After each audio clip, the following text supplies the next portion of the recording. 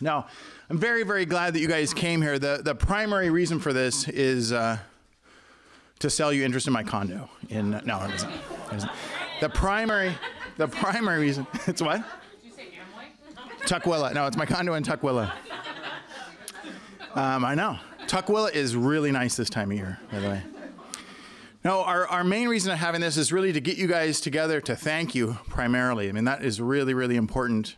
We'll talk about why that's so important. The more that we study how people view church and how they visit church, the more that we find that the duties that you guys fulfill on the Reach team are of paramount importance. So we're going to go into that. But what prompted this is we started looking as a leadership team about, kind of measuring our success of Redemption Church, like how we've been doing the last 2 years.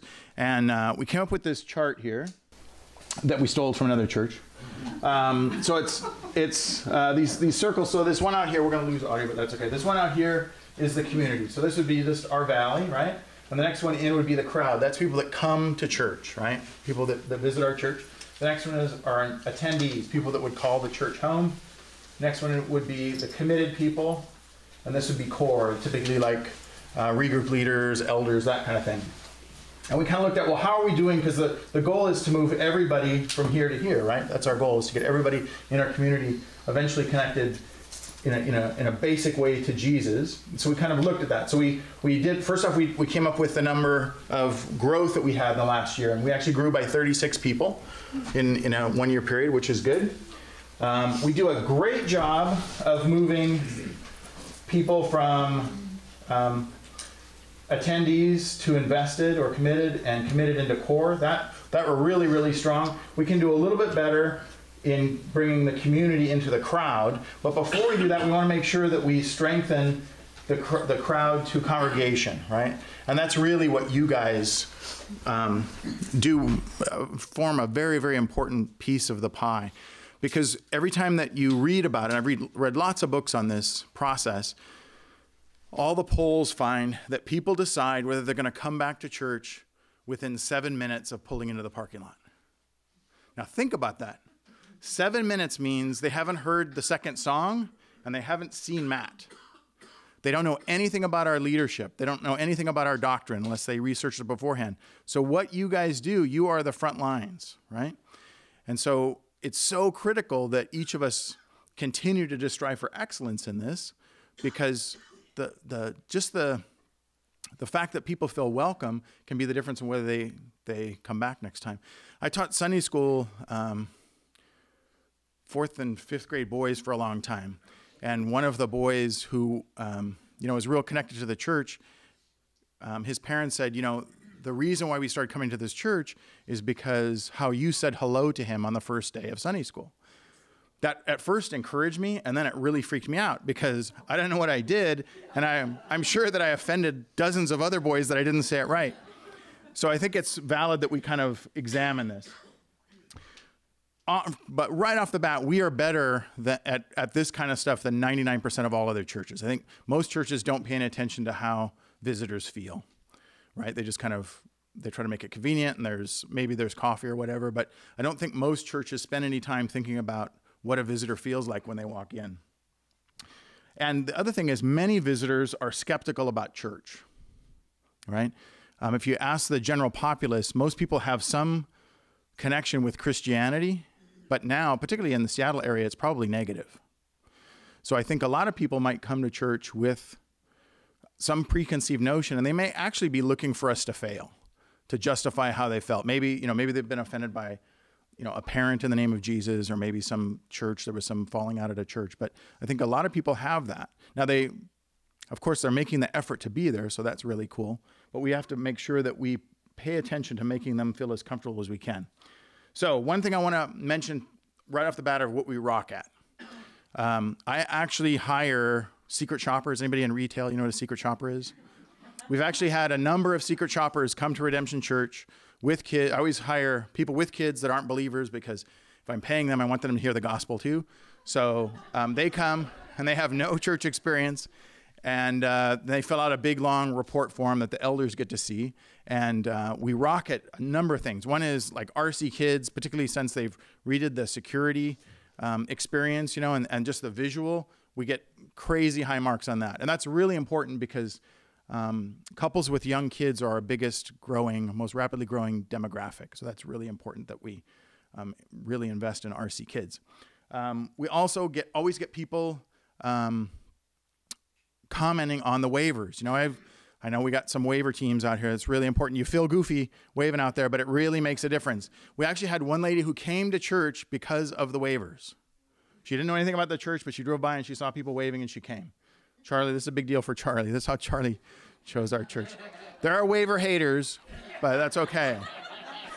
That's okay. It's for Jesus. It's not for Charlie. Okay?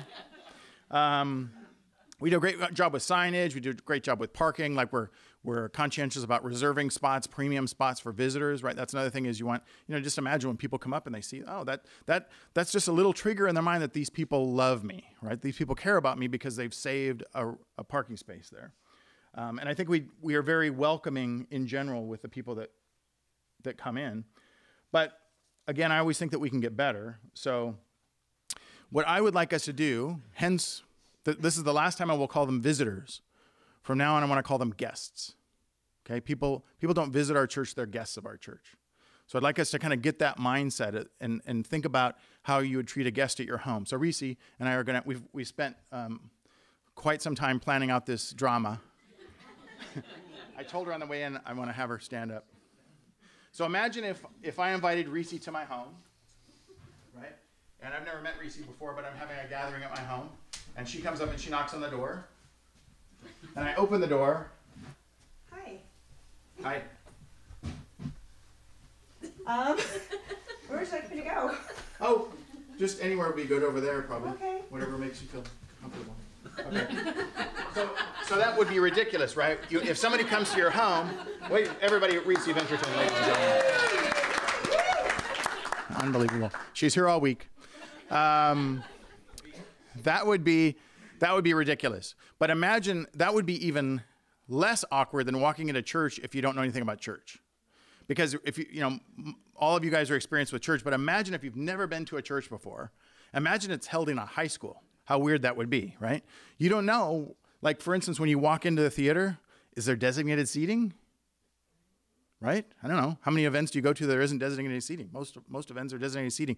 Are you supposed to, is it okay to go into the middle? Are you supposed to stand up? Is there somebody you're supposed to check in with? Are you supposed to, all these things go through their mind. So we want to make sure that we make them feel as comfortable as possible because guess what? Satan has the exact opposite goal. My rule, one of my rules in life, whatever Satan doesn't want me to do, I'm doing that, right? Satan wants our guests to feel awkward. Satan wants the guests to view everything through the filter of some bad experience before they even hear the sermon, right? So it's really important that we as the Reach team go out of our way to make sure that people just feel so comfortable just because it's going to ruin Satan's day, if for no other reason. Again, I think, if we think in terms of the lens that they view everything that's going on in the service, if that lens is in a positive light, they're going to be more receptive to the promptings of the Holy Spirit. If all they can think about is how annoying, how awkward they feel or how annoyed they were at the person that shook their hand or whatever it is, that's really counterproductive and it's very unlikely they're going to come back. If they don't feel loved and welcomed and wanted there, it's very unlikely they're going to come back. So one of the first things we can do, practical things, is smile. Now, I do not smile naturally. Like I'm happy, but I don't smile a lot. So I have to work at it, right? And that's really important. They do these studies that people can see a smile. They can recognize a smile at 30 yards. And it's meaningful to them. And people respond to that. When somebody smiles at you, it's hard not to smile back at them, right? You really have to be a pretty big jerk if you're not going to smile back at somebody. So smiling is a big deal. So even if it comes unnaturally to you, you got to smile. Just got to do that. Make sure that they feel welcomed. The other thing is have some kind of phrase or a number of phrases in your quiver to say to somebody. Like if you're working the coffee table or if you're shaking hands at the door, you're an usher, come up with something. Like I love to say, "Hey, how's it going? I'm really glad you're here." Well, thank you. Thank you that works for you. It doesn't have to be those words, but it has to be something that communicates that you are glad they're there, because you are, right? You wouldn't serve on this ministry team if you didn't like people, right? So something that you can say to them and just have a few in your mind, just greeting. I mean, good morning is good, but take it one step above, you know? Don't be afraid of the two-handed handshake. Pat it on the side. I always made my youth leaders, the goal at all of my youth events were to physically touch the kid during the night, every single kid. Now, if it's a guy, maybe it's a shoulder hug or just a tap on their shoulder, you know, shake hands. If it's a girl-to-girl hug, that kind of stuff. Physical contact's a big deal. And it's more important now than it probably was 10 years ago, because virtually all of our relationships now, or 90% of our relationships are artificial, right? They're through Facebook, right? So it's this seeming interaction, but there's no touch, right? There's no actual relationship. And you know who really has this down is Starbucks. Starbucks, you know, their whole environment is for the social experience, right? The way they engineer that stuff. Again, the mindset, we can learn from business too, the mindset to making our guests feel welcome. I don't know if you guys have ever been to a Ritz-Carlton. I used to do work at a Ritz-Carlton. And if you ever go to Ritz-Carlton I could never afford to stay there. But, yeah, we stay there all yeah, well, the Kirstens. The Kirsten's got it going on. I never stayed there. I worked there. No, that's a different one. That's in Tukwila. Yeah. If you go up to any employee at the Ritz-Carlton, from a janitor to the general manager, and ask where something is, if you ask where the bathroom is, what they don't do is point. What they do is, oh, let me show you. And they walk them over, right? They don't say it's down there. Never, ever happened, no matter who the employee is, right? Now, why is that? I believe that it's because they want to communicate how important those people are to them, right? They are their guests. And that's what we should do. And so that's one thing is, you know, if somebody asks where the bathroom is, you can, you know, if we were this distance, say it's right over, you don't have to actually walk them to the stall or anything like that, but get them close enough. But for somebody who's new and has kids, we don't want to say, you know, where the check-in is. We wouldn't want to point them. So see that sign over there? We just say, hey, come on, I'll show you. Let me introduce you to the people at the check-in. That kind of thing. Just like in your home, if somebody said, you know, where's the den? And you wouldn't say, oh, you go up 2 flights of stairs and make a left. I think you would walk them back there and introduce them to the other guests. So it's just this mindset that we need to continue to work on. The other thing, perhaps you are more gifted at remembering names than I am. I am horrible at it, right? I pray about it a lot, but God is keeping me humble and not giving me that gift. So that comes up a lot. You know, if you're greeting somebody and you're not sure if you've met them or not, or whatever, so what do you say to them? I will always go up to them and say, I'm sorry, have we met before? Okay, that's a little bit grace. Most people give you grace on that, but don't be shy. Like if you're not sure if you know somebody, you know, you've met them before or not, always assume that you haven't, always go up and greet. The other thing that it's really important for us to do on the ministry team, on the Reach team, is to train to kind of be scanning the background all the time. You know, we all love each other. Sunday mornings are always a cool time that we get to greet our friends and spend time with everybody. But if I'm talking to somebody, like this down right, I'm going to shake your hand. I already shook your hand. Yeah. Okay, so if I love Smitty, right? He and I are bros. I talk to him all the time. But I'm always looking, I'm listening to what he's saying, but I'm looking. If I see somebody I don't know, Smitty, see me do this before, I'll be right back. Mm-hmm. Because it's more important, even though as much as I love him, he's going to give me grace. Thank you. I'd like you to keep... Steve Smith, ladies and gentlemen. Unbelievable. Almost no rehearsal for that. Only like 20 minutes. It's very important that we look for people, and you can usually tell the lost look, right? You guys know this one?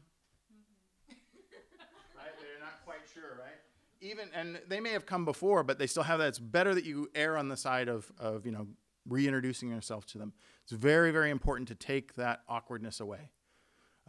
We used to have the slogan, we feel awkward so you don't have to. I would love for us to all feel that way, right? That you are getting paid by God to be there, right? You're not working for me or for Reese or for Matt. You're working for God. So we want to take as much of the awkwardness away, put it on us so that they will feel comfortable.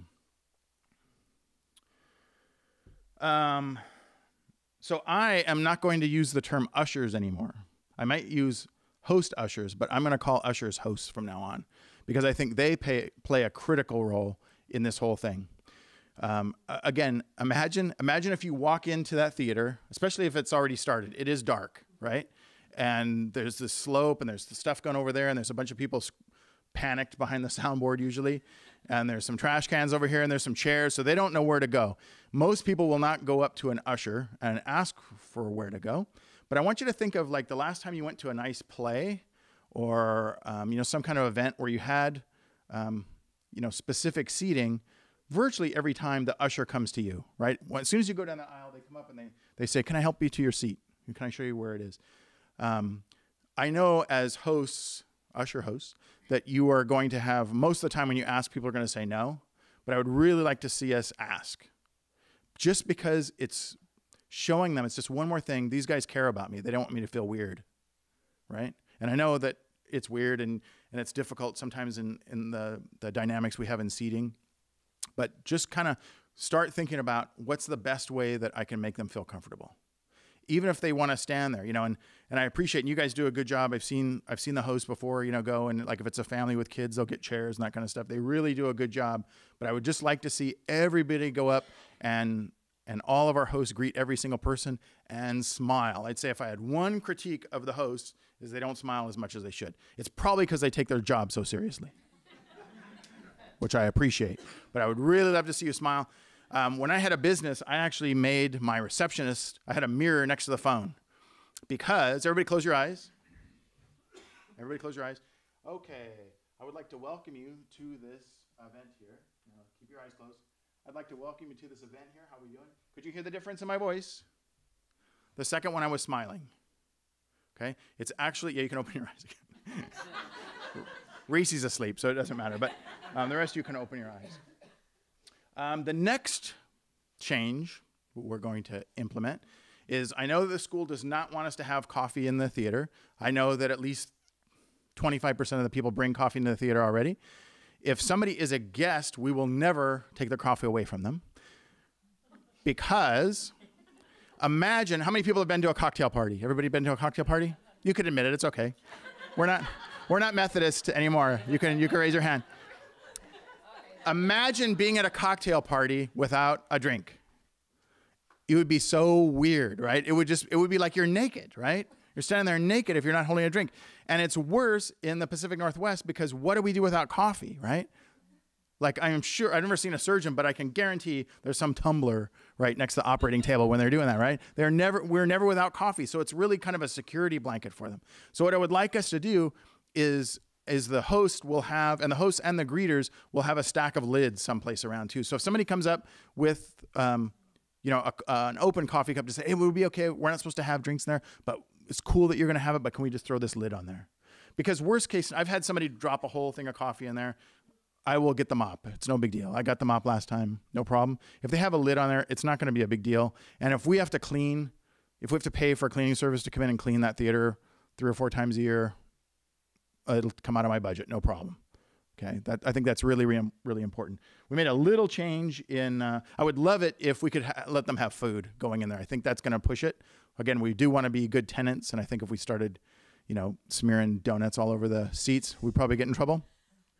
But that's one of the reasons why we serve food, is it's not just to keep us, the regular attenders, happy. It's really to make the guests feel more comfortable. Hopefully, they're going to stick around afterward and meet somebody they haven't met before.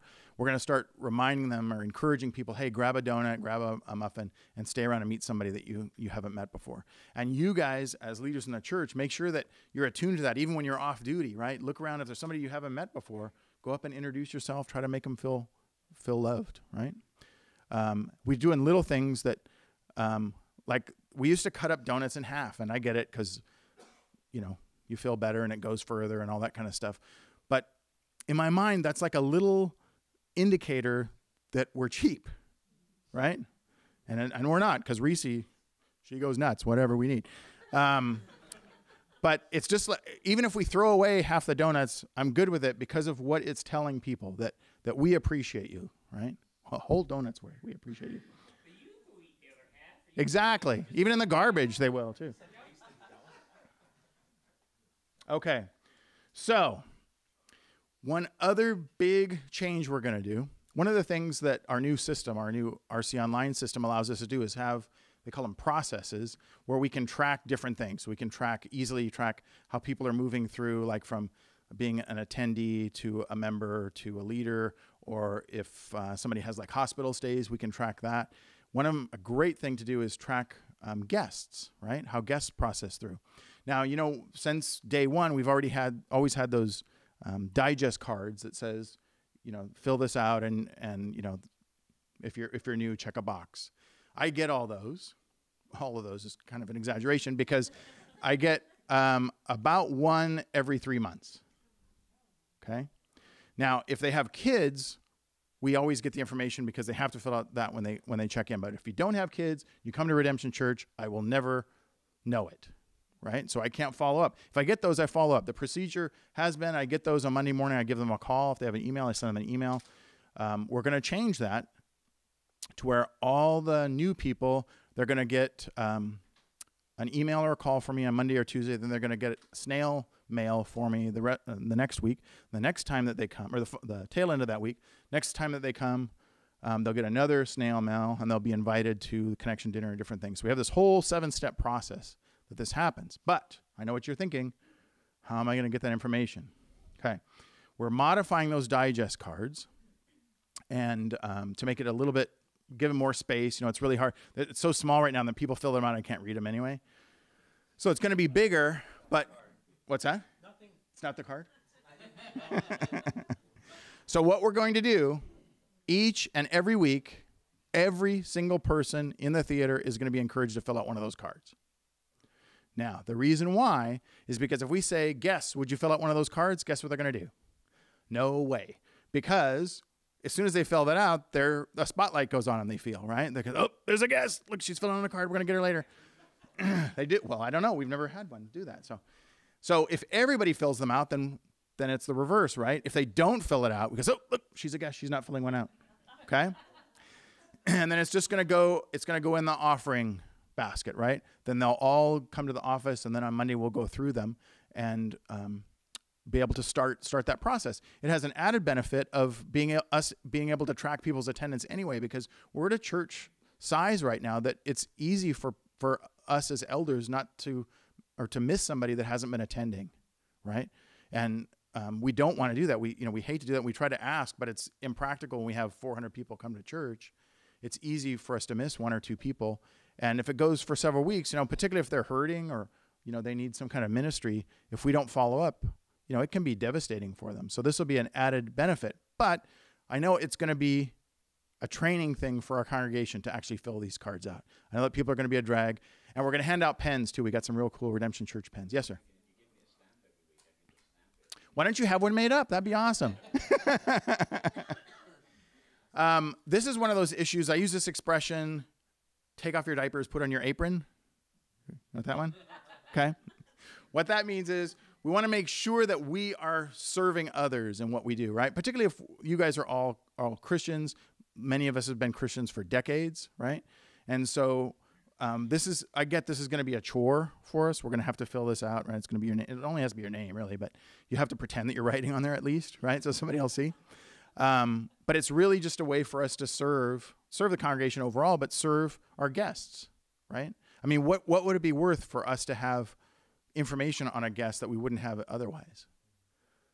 I mean, with pastors, we're always reading articles and books and stuff by other guys, and their churches, thousands of people, or all these different things, and there's this debate whether, well, is it important? Are numbers important? And well, it's discipleship and all this kind of stuff. But when you really get down to it, each one of those numbers is somebody that's going to hell or not going to hell. So there's few things that I won't do to stop them from going to hell. So if it takes me, standing up and being a cheerleader for this, I'll be happy to do it. And I know you guys will be as well. So we can be, as leaders, we can be setting the tone for the other people in the church. Scott, Yes. card, is there going to be a box to mark that you're a member? Yes. Regular attendee? Yes. I'm sorry, I just made them up today, but it'll say first-time visitor, second-time visitor, attender, or member. Good question. We're also going to reinstate when they turn in that card, right? They can put it in the basket and go to the information table. They can take the card to the information table and they'll get a book. Now, I don't care whether they put it in the basket or take it to the information table, and even if they don't, there's going to be the letter that I send out 2 days later will be in the book as well. So somehow, even if they say, well, now, because a lot of people don't want to, who wants to have a pastor call you on Monday? Nobody, right? But even if they don't do that, they're still going to get a letter, that's written telling them how much we appreciate them being there and that kind of stuff. So hopefully they will come back for the second time. By the way, churches that do this, remember I told you that I get maybe one card every 3 months like this?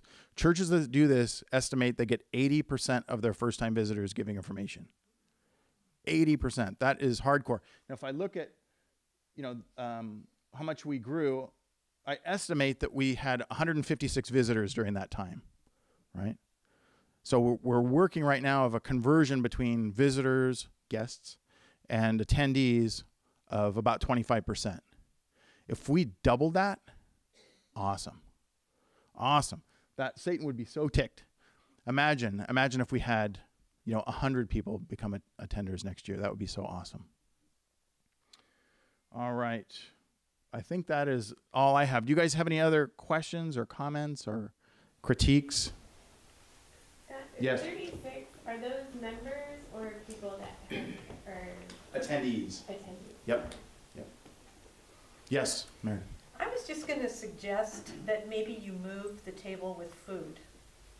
Where to? Because, and I've noticed this. You exit out of the theater, and it's a pretty long way to the end of the row there to find food. Mm-hmm.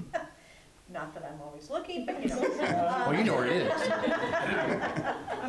Yeah, but I think if that table were closer, Yep. it would it'd be easier access for anybody who is a visitor. Yep. And it often, if you're interested in sticking around, you're right. It's much easier if you have something in your hand, Right. whether it's a drink or a donut. Right. But if I have to walk past 3 other tables and through a bunch of people, I'm going to head out the door. Yep. So that's just a suggestion. That is a great suggestion. We're addressing that in 2 ways. One is we're going to change our signage. Now we have those really cool signs that are vertical. That is great if there's nobody over 2 feet tall. You can see them really well if everybody's sitting on the floor.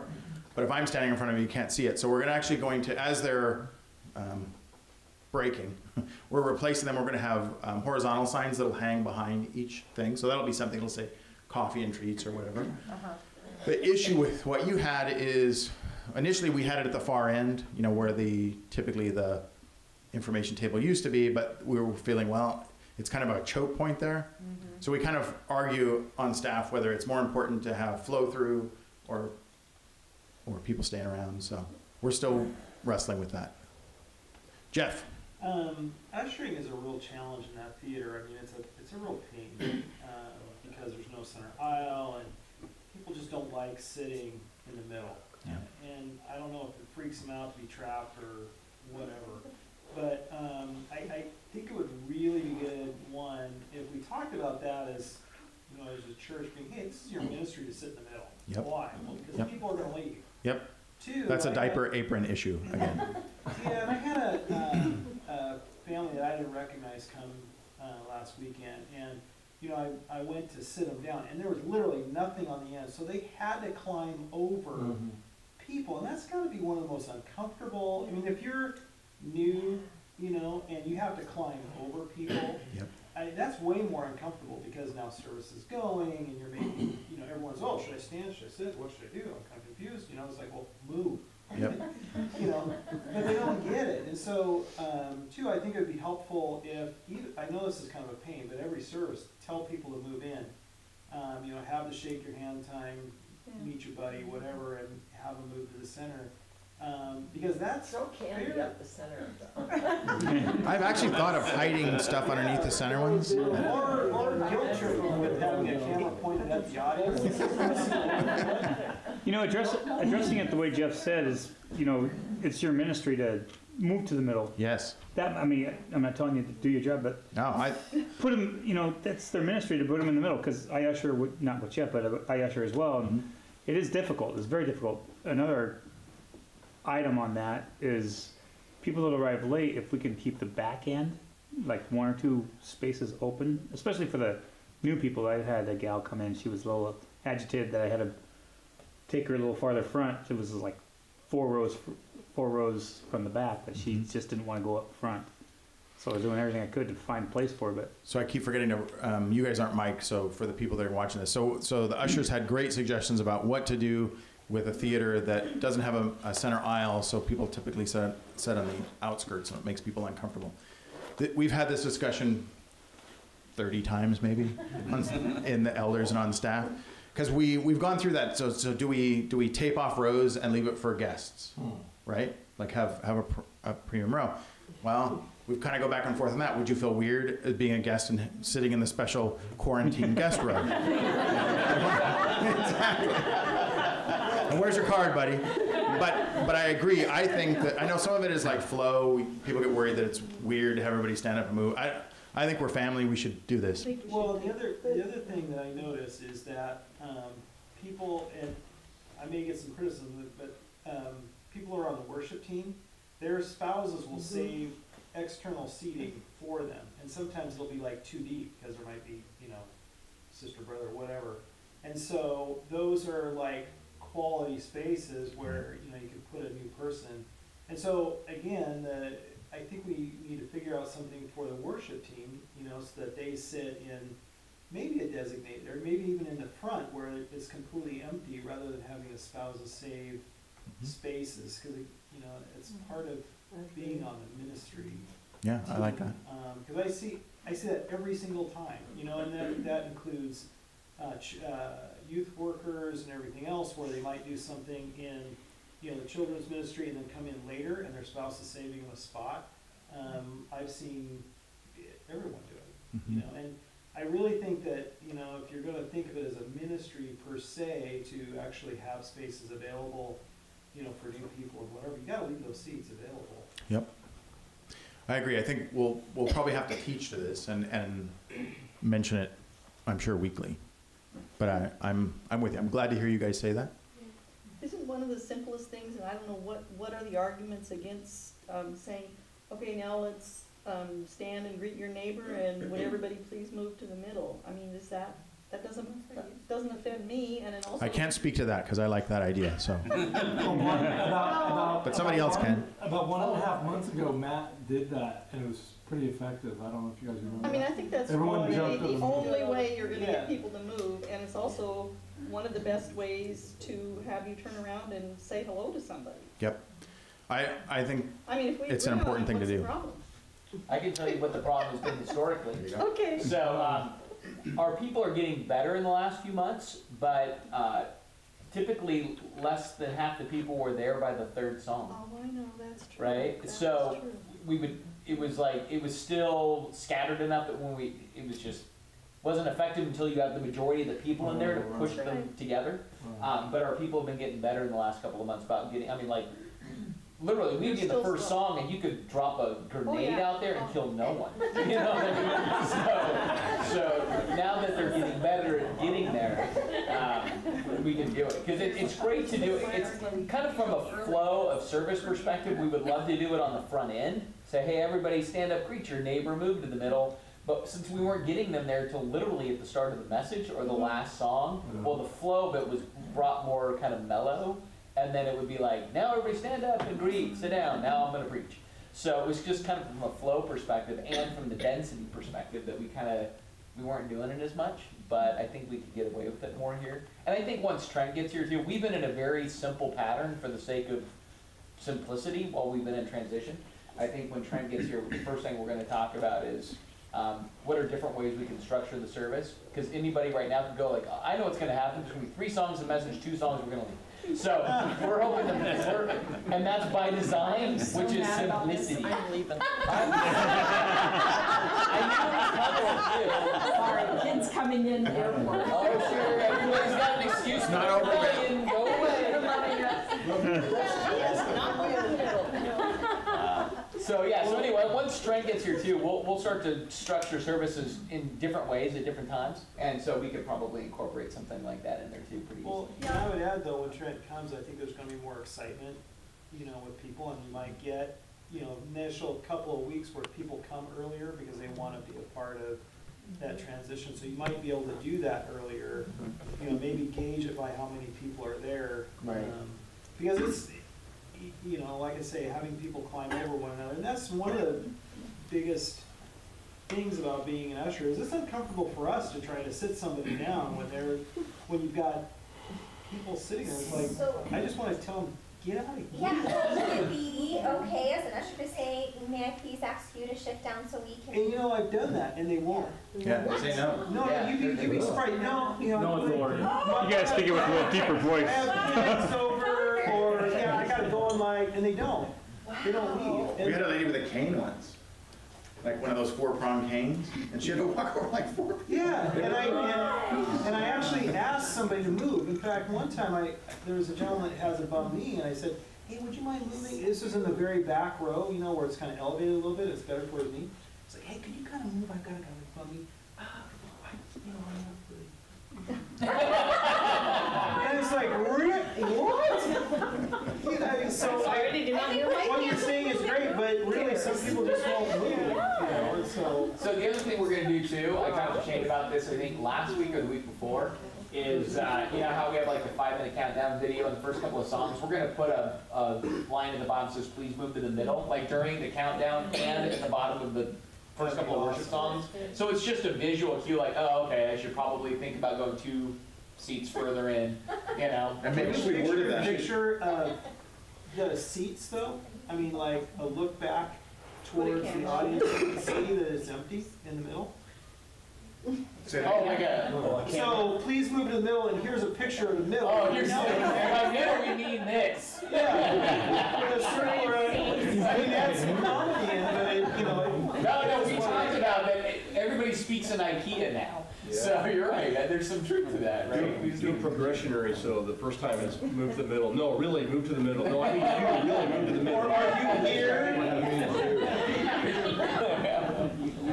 I think if we word that like it says, please bless others by moving in the middle. Yeah, that's nice. That's a soft one. Well, that's just the first wave. I'm not about saying, Carly, move over. Or say something like, move to the middle, or come to the men's shootout, we'll take care of you. We can just send Dan Goff on there and just pick him up. Good questions. I've been in a church before where every Sunday they ask people to move to the middle when you're greeting, and it worked very effectively. But like Matt said, it's the timing, you have to do it when all the people are there. So maybe when he gets up to speak and originally and welcomes people, maybe then, I don't know. Yeah, I would think it would almost be an audible. It just works really well. As the pastor comes out, you know, the worship pastor comes out, and whether it needs to be done or not. I mean, sometimes it's going to need to be done, sometimes it won't. Yeah, I think we'll know more here in the future when we actually get all of our years going in the direction we want it to go. As far as, I think once strength comes and we start structuring services with a little bit more variety. Reese. One thing I remember what we used to do years ago, I don't know if they do it anymore, but, and this would be a little late, but I think the regroup leaders could also address this issue.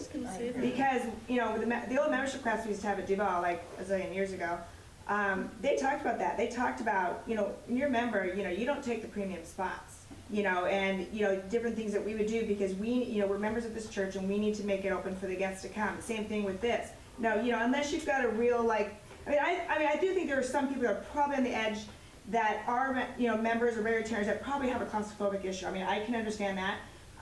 But hopefully we can kind of get to know if people be honest with us so we don't keep nagging them. But I think even at this point with the regroup leaders and all the different small groups could really like, because I think if you tell people really, you know, this is our home, this is our church. You can take the prime spot in your own home when you have guests and make them sit on the floor while you and your family take the couches. I mean, who would do that? And I think if you just may address it in that, it kind of makes people maybe correlate that, maybe we'll think about it more seriously. But I think it needs to get out there to the people because I think most people would get it. Maybe if you move Matt more to the side instead of the middle, people would want to.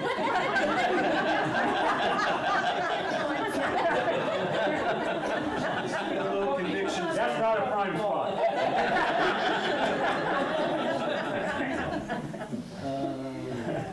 Any other questions or comments? I'd like to see for the donuts and stuff, if we could have more trays instead of baskets. Yeah, working on it. Yeah, Yep. and I don't know, when whole donuts. some people wanted the donuts cut, in which the board was really great. Good. And I'm wondering, since I had a hard time trying to cut it without touching it, so I was wondering if maybe we should, Yes. yeah. All right, yep, got it on the list. Yep.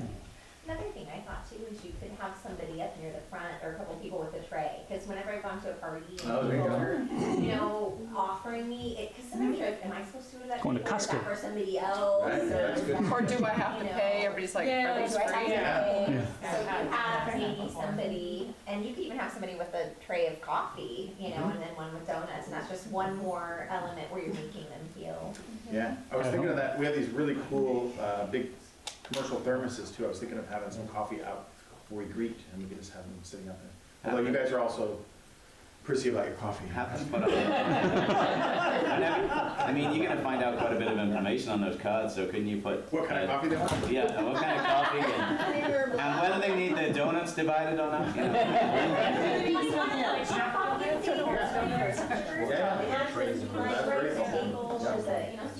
I think that's very cool. Then they know what they're looking for. See, these are the people that have the gift of hospitality talking now. It definitely does work to take the trays around, Yeah. because I've done that when it looked like we were gonna have Yeah, we have any too left many. or whatever, and I just say, go out amongst the crowd, and they're gone, they're gone. Makes them stay longer too. Yeah. Yeah, and it just communicates more that we care about. Anything else? I would like to just pray over you guys because of how important you are to our body. Let me do that. Father, I thank you that you've given us a team such as this that has a burden for you above all else, and will do things that will force us out of our comfort zone and think creatively and consider all aspects of what it's going to take so that somebody will not be impeded from hearing about you. We look at these guests, Lord, as your guests ultimately. These are not our guests, they're your guests. And I pray, Lord, that you'll continue to infuse us with a sense of longing to build relationships with these people, if for no other reason than in your name.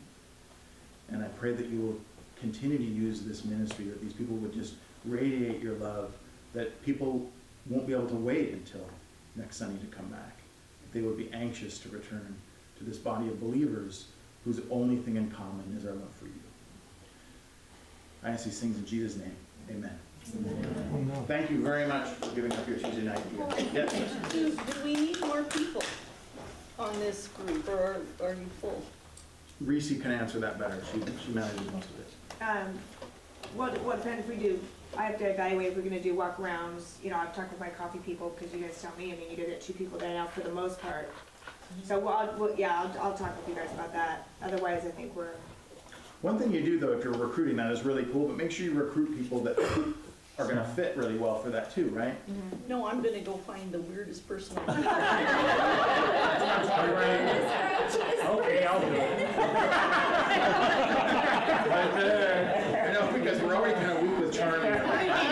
We got to kind of strengthen it. But just kind of in your mind, because that's the thing that we talked about too as elders and deacons, that God gave us all the money and all the people we need to do what he wants us to do. We just have to make sure they go in the right place, right? So that's why I am not playing drums. Okay? Because God did not give me that way. That is true. So, but I would just love to see everybody who's doing it, that, if you have a passion for it, that even the Sundays you're not working, that you're still out there and greeting some people, or going over the coffee table and see if the gals there maybe need some help. Maybe they do need someone else to help them with the donuts. It's being a team, being a team. And just because you're not on that 1 week does not mean you can't run it back at help out. Speaking of which, they can help with the tear down too.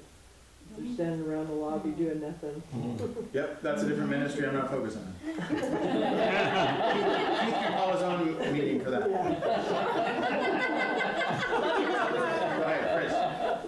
I was wondering if there's, if we could have a sign out there for the waivers, Redemption Church, right out where we're waving. Sure. What do you like a sandwich board? Or you want one of those that you can stuff? Yeah, a neon sign. Yeah, neon sign. Get a Gumby outfit. I don't know. I got a gorilla outfit, but it fits me. I know, I see the signs along the way, Yep. and maybe if we just put one at both entrances there. And, that one couple that stopped to ask for directions to the airport. Why we're standing there. That's right, to the airport. Actually, see, I would have said, which airport? Notice that you're gonna miss your plane coming in. Well, they were interested in, it was Redemption Church, Yeah. and they had children that lived here, so they were gonna Very cool. talk to them about coming. Yeah, that's good. Let's get together whether you want something, you want something freestanding, or you actually, if you want to hold something, that's cool. I've been out there with Mickey Mouse hands, you know, those big things, so I'm Well, I not don't know above if there's a anything. place to put, you know, the regular signs we have. I think she needs to put a sign. We're on the sidewalk, though, I don't Points know. in. Okay. We have one at the other driveway, so we just need one for yours then. Pardon me? There's one at the other one, the other driveway, so we Oh, just is need it? one for yours then. Oh, okay. Cool. I think those were hamburger helper hands.